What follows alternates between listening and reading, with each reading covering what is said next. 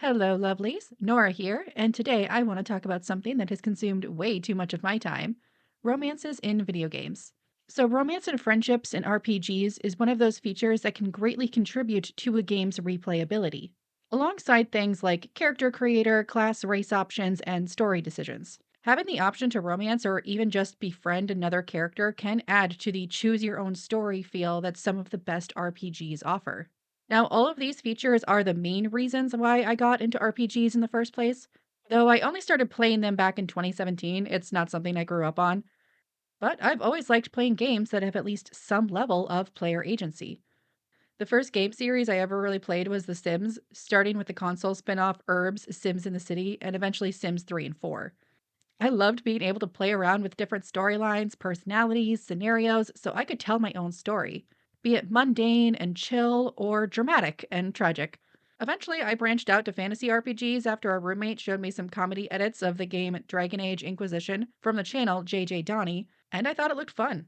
So, when that roommate offered to let me use his Xbox to play through all three games in the series that were out at the time, I quickly became obsessed with the series and the genre in general. There were a lot of things about the DA series that made it perfect for me: the setting, the story, the character creator, and the backstory options. What I didn't expect to love was the romance. I hadn't started the series with the knowledge that it was even an option, but I was pleasantly surprised by how much I enjoyed getting to know the characters, and I quickly ended up in a romance with the goofy golden retriever soft boy known as Alistair. DA Origins ended up being my favorite game and still is, though BG3 is a strong contender for that title now. After working my way through the series, I immediately started looking for other games that could scratch that same itch. And I found myself constantly replaying these games, partially due to the fact that games are expensive and I was working at retail at the time, but because I found myself wanting to experience several different romances in each game. When I finally got around to playing Skyrim, like 8 years late, I was pretty disappointed by how the follower and marriageable NPCs kind of had a quantity over quality feel. There are a lot of options, but each character interaction feels samey and unmemorable. So when I started to fall down the rabbit hole that is Skyrim modding, I went straight for the follower mods, hoping to turn Skyrim into as much of a Bioware game as I could, with fun NPCs that had interesting insight on the events of the game, offered glimpses into their life in their home countries, and of course, party banter.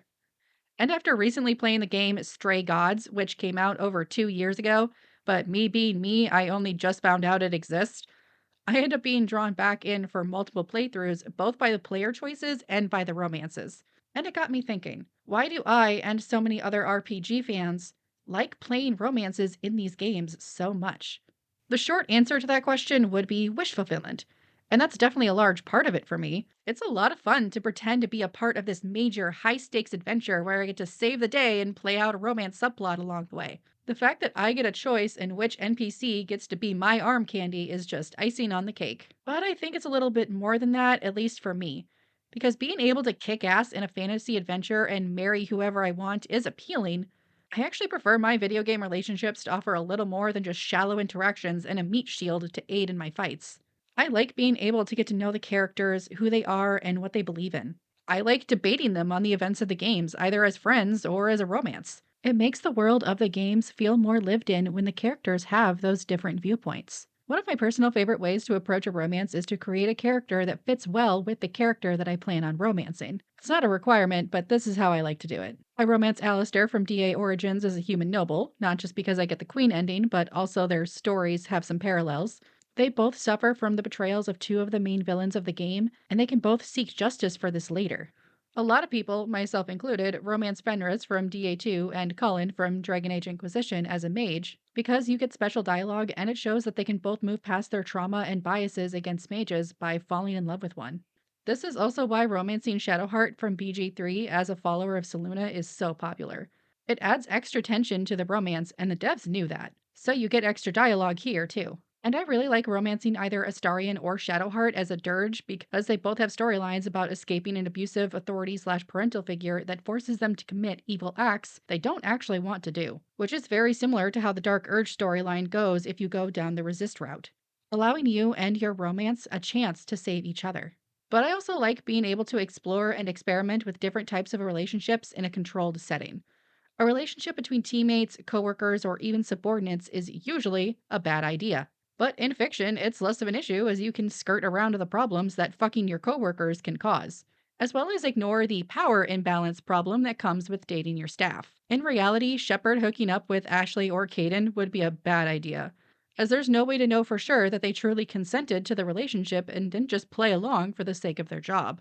And in reality, the Inquisitor banging one of their advisors would probably lead to a lot of fights in the war room if they couldn't stop their personal relationship from spilling over into the professional one. But in the game, we see that it does not really matter. Neither Josie or Cullen hold their relationship over the Inquisitor's head when it's time to make decisions. They might vocally disagree, but it doesn't affect their relationship at all. And neither Caden or Ashley are afraid to call Shepard out on their shit, especially if you end up flirting with Liara too.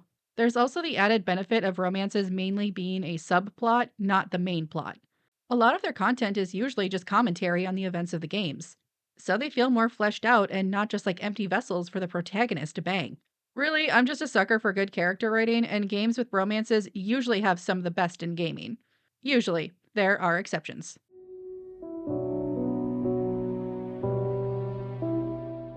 So, I want to take a moment to discuss how game romances started and some of the earliest games to have them, particularly ones where you get a choice in either who you romance or if you romance someone at all. Although some of these examples will be dating sims.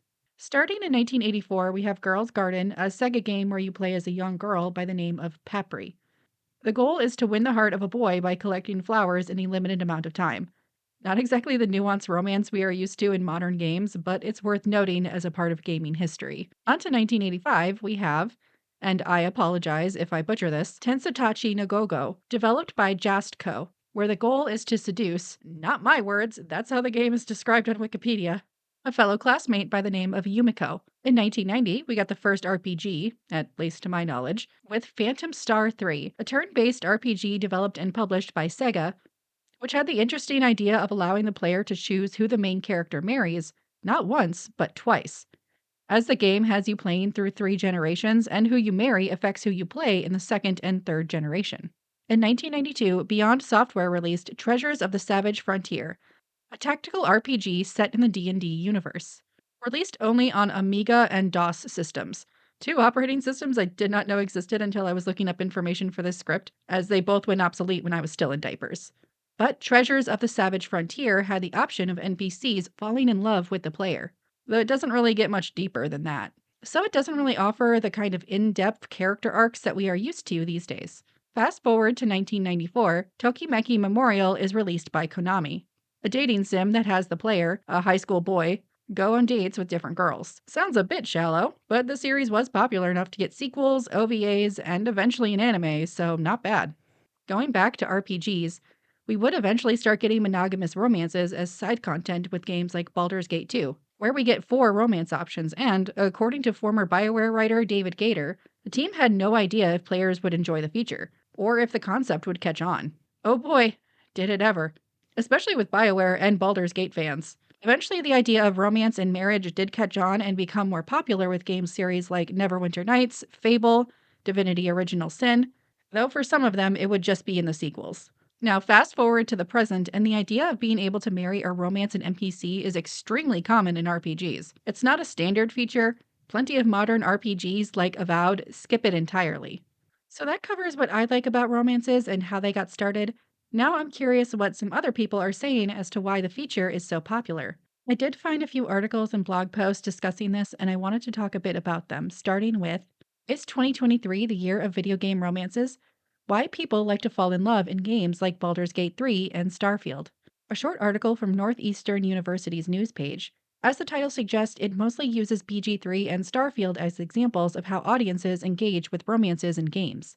Author Cody Mello Klein speaks with the assistant teaching professor, Fox Zero, and they mostly seem focused on the positive aspects of romances, arguing that it can be beneficial to explore and experiment with communication and sexuality, which I do agree with as I kind of used romances for this myself, at least at first. Well, this could potentially be unhealthy, and it is important to remember that real relationships will not work exactly like a romance. It was really nice for me to play through the Alistair romance and Dragon Age Origins after I went through a really tough breakup. Not because I think romances are an adequate substitute for real intimacy, but because it showed me what a loving relationship with someone who appreciates their partner should look like. I was in the process of slowly realizing that my relationship with my ex was never going to work, regardless of how much I tried. So being able to play pretend as a protagonist in a relationship with someone who actually knew how to fucking say thank you was oddly healing.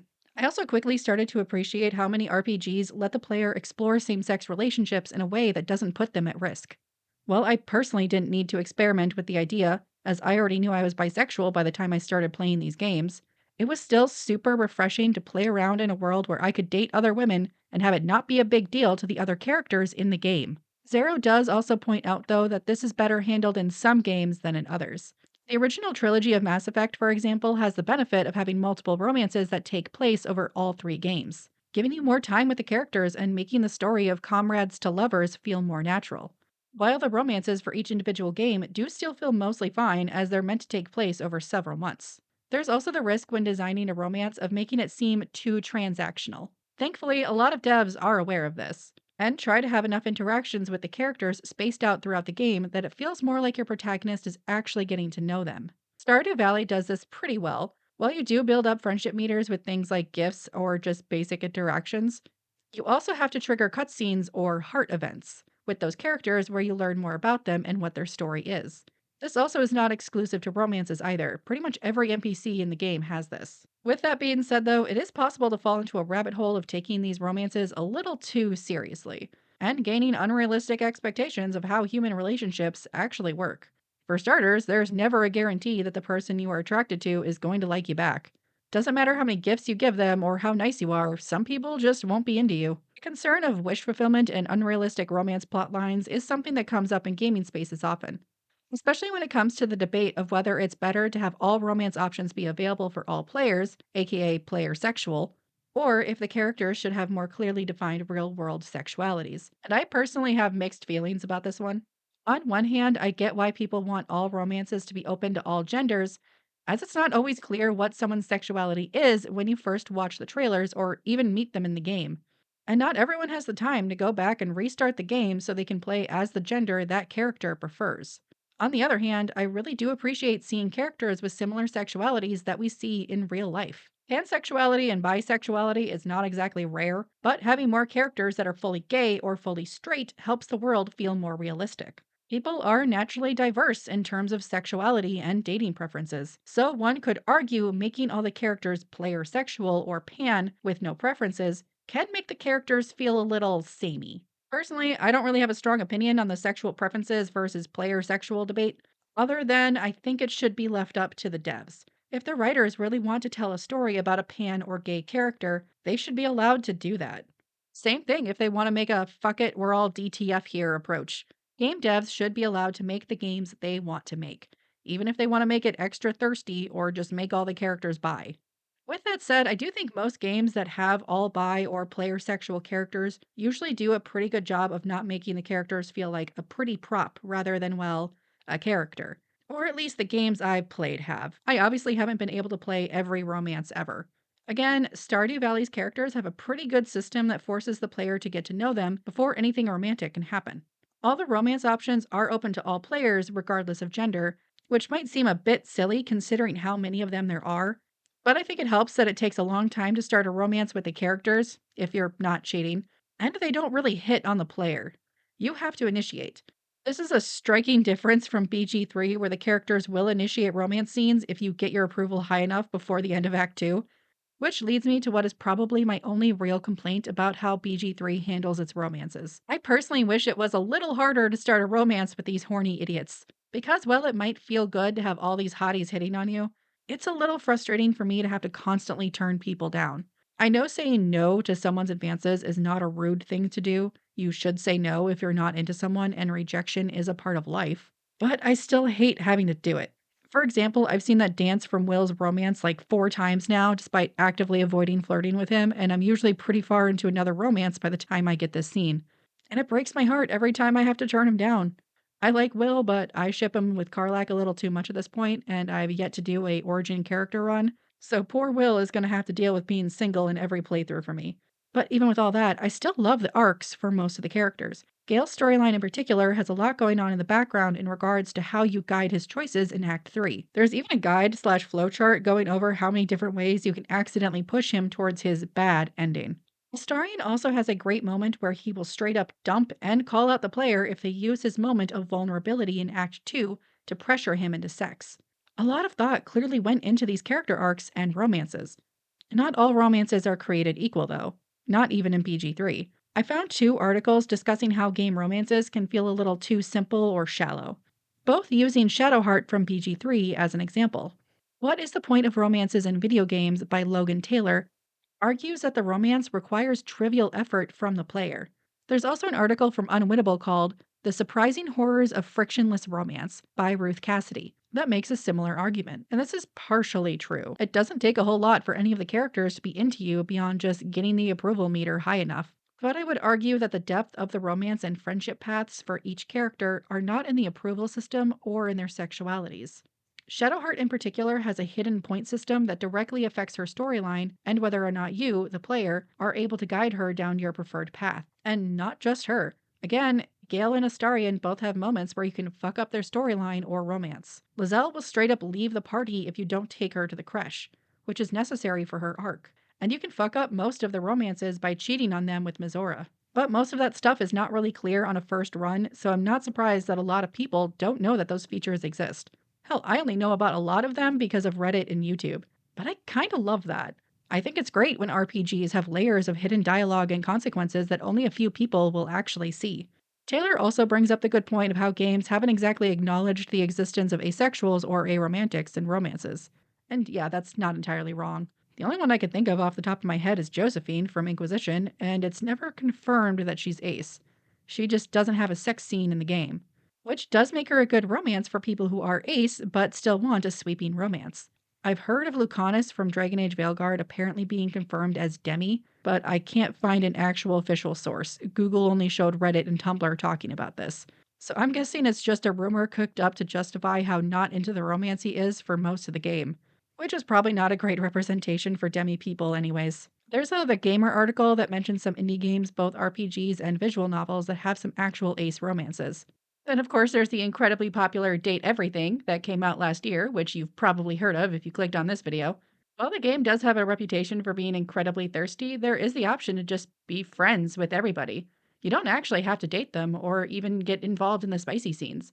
The game has a feature that allows you to skip it entirely if it makes you uncomfortable, which I appreciate, even if I don't use it. I'm not ace or aromantic myself, but I do think it's important to have more options to people who want to experience a love story without the elements that make them uncomfortable, especially with how often ace people are dismissed in the real world, even by other LGBT plus people. One final thing I noticed on Taylor's Medium article was a comment from someone saying they were more interested in getting Joker and Edie together in their last Mass Effect playthrough. Followers slash companion characters getting together is something a lot of people like about BioWare games. Dorian and Iron Bull is a pretty popular ship even 12 years after Inquisition, and there's a huge shipping culture for BG3 fans. So much so that Larian even suggested a Shadowheart and Karlach ship in their last animated short. And while this feature was somewhat mishandled in Veilguard, particularly with Lucanus and Nev, overall I really like when side characters have their own romance going. So yeah, romances in games have a way to go, especially in RPGs, but overall they are one of my favorite parts of playing the genre. It's a great way to explore sexuality, dating preferences, and can help enhance and deepen the story. Though I do also love having friendship mechanics in general as well. My favorite thing about most game writing is the characters, so getting to know them on a personal level really helps sell me on the story and world. But that's my thoughts. What do you guys think? Do you have a favorite romance or two? Here's some of mine. Do you have any recommendations for games with romances that I didn't reference here? Please comment on them down below. I'm always looking for a new favorite. I'm Nora, and thank you for watching.